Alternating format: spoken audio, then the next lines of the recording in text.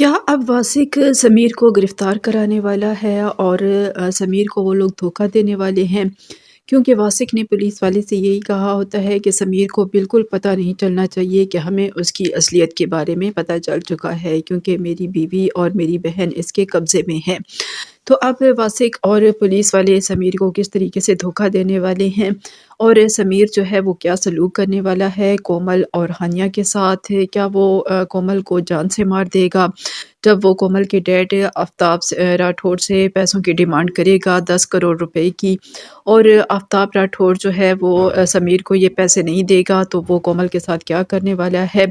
और क्या वो ये झूठ बोलेगा कि उसने कोमल को कत्ल कर दिया है और उसकी लाश जो है वो दरिया में बहा दी है और मीडिया को बेवकूफ़ बनाने की कोशिश करेगा? या फिर वो वाक़ई ही कोई इंतहाई कदम उठाने वाला है और कोमल को जान से मारने वाला है?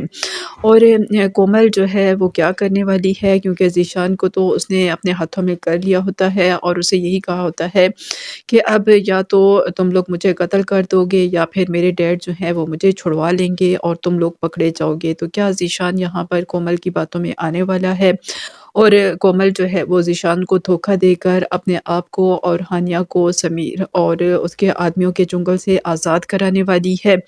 और उधर सुल्ताना को जब ये पता चलेगा कि कोमल के साथ-साथ उसकी अपनी बेटी हानिया भी अगवा हो चुकी है, तो उसका फिर क्या रिएक्शन होता है, वो किस तरीके से रोती धोती है और यहाँ पर फ़ाइक का क्या अमल होगा? क्या वो आफ्ताब राठौर की मदद करेगा कोमल और हानिया को बाज़ियाब कराने में, या फिर वो सिर्फ़ और सिर्फ़ शुक्र अदा करेगा कि अच्छा है उसकी इस मुसीबत से जान छूट गई? ये सब कुछ आपको बहू बेटी ड्रामा में देखने को मिलेगा।